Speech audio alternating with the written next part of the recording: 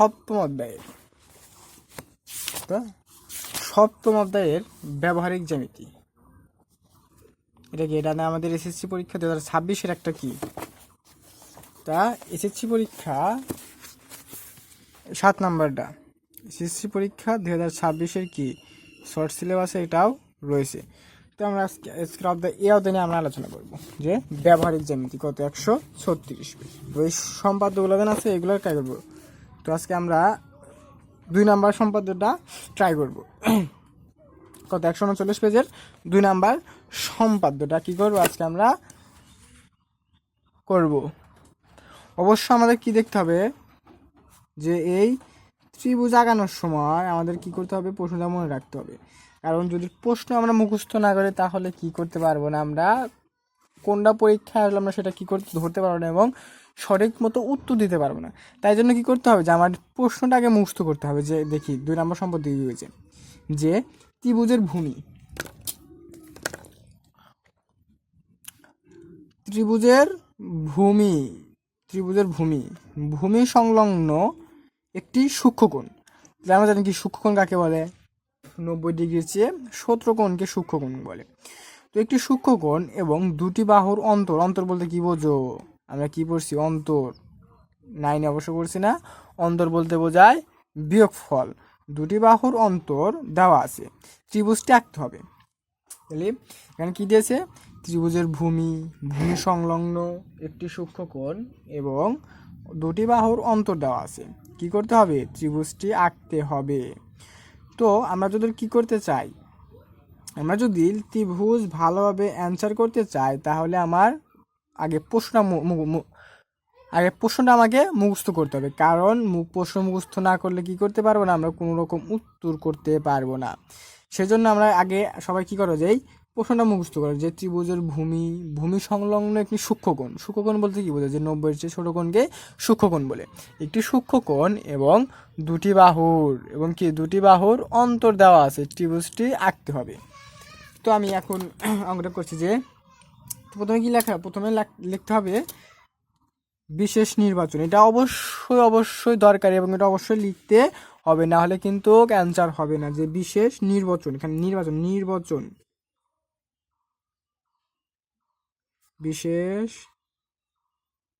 নির্বাচন। মনে করি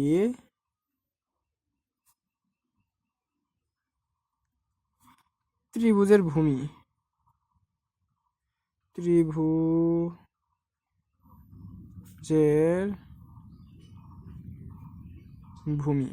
মনে করি ত্রিভুজের ভূমি এ। তাহলে ভূমি সংলগ্ন, তাহলে কি দেখা যেটা দেওয়া আছে সেটা কি করতে হবে, সেটা আগে লিখতে হবে। ত্রিভুজের ভূমি, ভূমি সংলগ্ন, তাহলে কি ভূমি সংলগ্ন, ভূমি সংলগ্ন একটি সূক্ষ্মকোণ, একটি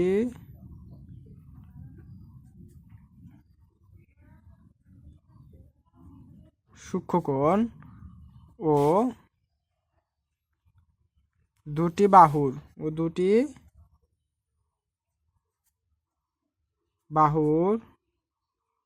অন্তর,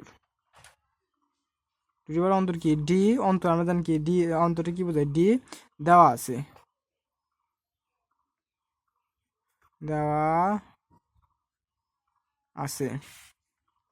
তাহলে কি নিচে ত্রিভুজটি আঁকা হলো। যে ত্রিভুজটি আঁকা, তাহলে কি নিচে ত্রিভুজটি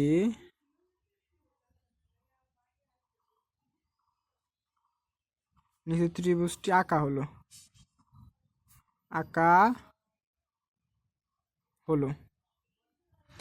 ত্রিভুজটি আঁকা হলো। তাহলে আমরা এখানে কি করবো, প্রথমে একটা কি ত্রিভুজের কি লাগবে, একটা ভূমি লাগবে। ঠিক আছে, এখানে ত্রিভুজের একটা ত্রিভুজের ভূমি। তো আমরা এখানে কি করব, যে ত্রিভুজের ভূমিটা যেন আছে না, এই ভূমিটা আমরা 5 সেমি নেব। কারণ এটা আগে করে দেখছি যে এটা কীভাবে এটা মেলে এবং কি চিত্রটা সুন্দর হয়। তো আমার মতো সবাই কী করবেন, এটা 5 সেমি নেবেন। ত্রিভুজের ভূমি 5 সেন্টিমিটার। তাহলে ত্রিভুজের ভূমি কী ধরা হচ্ছে, ত্রিভুজের ভূমি ইকুয়াল টু কত, ইকুয়াল টু 5 সেমি বা সিএম। তারপর কী করছে যে অন্তর, দুটি বাহুর অন্তর, অন্তর বলতে কি বিয়োগফল, তাহলে বিয়োগফল অবশ্যই কি করতে হবে যে এই ভূমিটা যেন আছে বিয়োগফল বলছে, তাই এটা ভূমির অবশ্যই কি ছোট নিতে হবে, নাহলে কিন্তু অঙ্ক মিলবে না। তাহলে ভূমি আমরা কত নিলাম 2, অর্থাৎ সাধারণ সাধারণ অন্তর কি ডি ধরছি, তাহলে ডি কত নিলাম 2cm, যেহেতু কি করছে যে অন্তর, আর আমরা জানি অন্তর মানে কি বিয়োগফল, তাহলে দুটি বাহু যদি একটি বাহুর 5 হয় তাহলে দুটি বাহুর কি বিয়োগফল, তা অবশ্যই 2 সেমি নেওয়া লাগবে। এবং কি করছি যে একটি সূক্ষ্মকোণ, তো আমরা এখানে 50 ডিগ্রি কোণ দিয়ে ট্রাই করছি, তো আমরা কি করবো সবাই 50 ডিগ্রি কোণ, অবশ্যই আমরা 50 ডিগ্রি কোণ সবাই কি আঁকাতে পারি, তাহলে 50 ডিগ্রি কোণ এরকম ফালাইয়া এই যে 10, 20, 30, 40, 50 এরকম দিয়ে এখানে কি করবেন একটা দাগ দিবেন, তাহলে কি হবে যে এটা একটা 50 ডিগ্রি কোণ। আর 50 ডিগ্রি কোণটা কি, 50 ডিগ্রি কোণ অবশ্যই আমি এটা কি এক্স ধরে, সাপোজ এটা এক্স ধরো সবাই, এক্স কোণটা কি ধরলাম, এক্স কোণ ধরলাম, এক্স কোণ ধরলাম। তাহলে এখন আমার অঙ্কন, যে প্রথমে কি করা লাগবে, যে কোনো একটা কি একটা রশ্মি নেই, যে কোনো একটা রশ্মি নেই, সাপোজ আমি একটা রশ্মি নিলাম, তোমার ইচ্ছা মতো যে কোনো একটা কি নিবা, একটা রশ্মি নিবা। তাহলে আমি এখানে ধরো বিডি একটা কি একটা রশ্মি, বিডি একটা কি একটা রশ্মি। তাহলে আমরা কি করব যে এই ভূমি কইছে, তাহলে ত্রিভুজের ভূমি, তাহলে ভূমি কত নিয়েছিলাম 5, এই 5 সেন্টিমিটার ভূমিটা আমরা কি করব এখান থেকে এখানে নেব, ভূমি, ভূমি কত, ভূমি 5, এখানে কি একটা আমরা সি কাটলাম, এটা কি এটা হলো এর মাপ, ভূমি 5। তো এখন আমরা বি বিন্দুতে কোণ কি করবো, এক্স কোণ আঁকাবো। এখন কোণের মাপ সবাই প্রথমে কি করছে, এই বা এই মাপটা নিতে হবে, প্রথমে এই মাপটা নিয়ে এখানে কি করতে হবে, বি বিন্দুতে কাজ, যেহেতু বি বিন্দুতে একটা আঁকাবো, তো বি বিন্দুতে আমরা একটা কি করলাম বৃত্তচাপ কাটলাম এইরকম, বি বিন্দুতে একটা কাটার পরে তারপর এই ভিতরে এই মাপটা নিতে হবে, নাহলে কিন্তু কোণ হবে না, নিয়ে উপরে এই দিকে কাটবো। তারপর কি করবো যে এই কষে দুইটা দিন দাগ পড়ছে, দাগে মাঝ বরাবর একটা কি দেখবো, একটা টান দেব, একটা টান দেব, টান দেবো, যা যার ইচ্ছা মতো যে যা খুশি তাই কি করতে পারো, ইউজ করতে পারো, কিন্তু ইংরেজি বড় হাতের গুলো ইউজ করবা। তো আমি এখানে বিএম দিলাম, একটা নিজের মানে যার যেটা পছন্দ হয় সেরকম কি করবা দিবা। তো আমি দেখলাম এখানে এক্স কোণ হয়েছে, তাহলে এখন কি করছে যে দুটি বাহুর অন্তর, আমরা কি করব এই ডি এর সমান বাহু নিয়ে, ডি এর সমান বাহু নিয়ে কি করব, ডি এর সমান বাহু নিয়ে এই বি বিন্দু থেকে এখানে কাটবো, এখানে কেটে কি, এটা হলো ডি বি বিন্দু, এটা এক্স কোণ আর এটা ডি বাহু, ডি বাহু নিয়ে আমরা এখানে কি ই কাটলাম, ই। এবার কি করব যে এই ই বিন্দু আর এই সি বিন্দু কি করব, এই দুটো যোগ করে দেবো, ই বিন্দু এবং সি বিন্দু কি করি যোগ করি, ই বিন্দু এবং সি বিন্দু যোগ করি। কিন্তু আমার কি হয়নি, এখন এটা উদ্দিষ্ট একটা কি ত্রিভুজ হয়নি। তো আমার উদ্দিষ্ট ত্রিভুজ বানানোর জন্য এই কোণ সিইএম, আমরা জানি কি মাঝখানে যেটা সেটাকে কোণ বলি, তো এই কোণটা যেন আছে, আমি এই কোণটাকে একটা বৃত্তচাপ আঁকবো, বৃত্তচাপে কোণটাকে এই সি বিন্দুতে নিব, নিয়ে এই সিই, এই সি আর এই ই লম্বর কি বাহুর সাথে একটা কি বৃত্তচাপ এইদিকে আঁকবো, এটা এখানে স্পর্শ করুন, এখানে স্পর্শ করলে আমরা ভুলে যাব যে কোথা থেকে বৃত্তচাপে, তারপর বৃত্তচাপটা নেওয়া লাগবে, তারপর এটাকে ভিতর থেকে বৃত্তচাপ কাটবো, ভিতর থেকে বৃত্তচাপ কেটে এই বিন্দু থেকে, অর্থাৎ এই সিই বিন্দু যেখানে কি করছি, যেখান থেকে শুরু করছি সেখান থেকে একটা এইদিকে বৃত্তচাপ কাটবো, বৃত্তচাপ কাটার পরে দেখা যাচ্ছে এখানে একটা কস চিহ্ন, তখন কি করবো এটা এই সাইড সই, কস সই, তাকে কি করব যোগ দিয়ে দিলাম। তাহলে এটা সাপোজ এ বিন্দুতে কি হয়েছে, তারা এ বিন্দুতে মিলিত হয়েছে। তাহলে এখন দেখেন A B C, A B C একটা কি একটি উদ্দিষ্ট ত্রিভুজ, যেহেতু চিত্র আঁকানো হয়েছে তাহলে এখন কি করতে হবে, অবশ্যই বিবরণ দেওয়া লাগবে।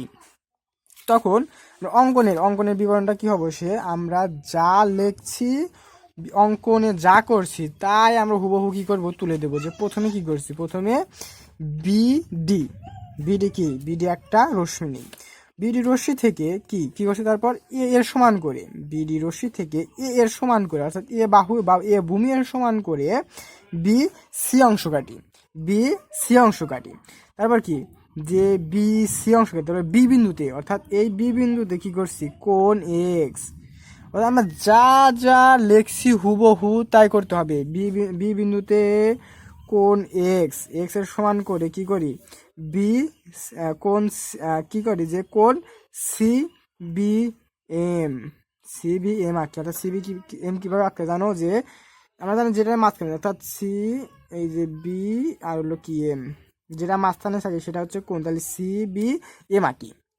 তাহলে এখন এই বি, বি আর এই এম, বি এম একটা কি রশ্মি, তাহলে বি এম রশ্মি থেকে বাহু অর্থাৎ অন্তর ডি এর সমান করে বি ই অংশ কাটি, তাই করছি না, বি আর ই অংশ কাটছি না, হ্যাঁ বি আর ই অংশ কাটছি, কাটার পরে কি করছি, কাটার পরে ই এবং সি যোগ করছি। আসলে তুমি অঙ্কনে কি করবে, তুমি এই পুরো প্রসেসটা যেভাবে করছো অঙ্কনে ঠিক সেই রকম হুবহু একটাই করতে হবে। তাহলে কি ই আর সি যোগ করি, তাহলে আমরা কি ই আর সি যোগ করার পর কি করছি, যে কোন সি ই এম, এরকম লিখতে হবে কোন সিই, কারণ যেটা মাঝখানে সেটা হচ্ছে কোন সি, এই কোন সিই এম এর সমান কোণ করে কোন বিন্দুতে, সি বিন্দুতে কোন সিই এম এর সমান কোণ করে সি বিন্দুতে কোন ই সি এ আঁকি, কোন ই সি এ আঁকি।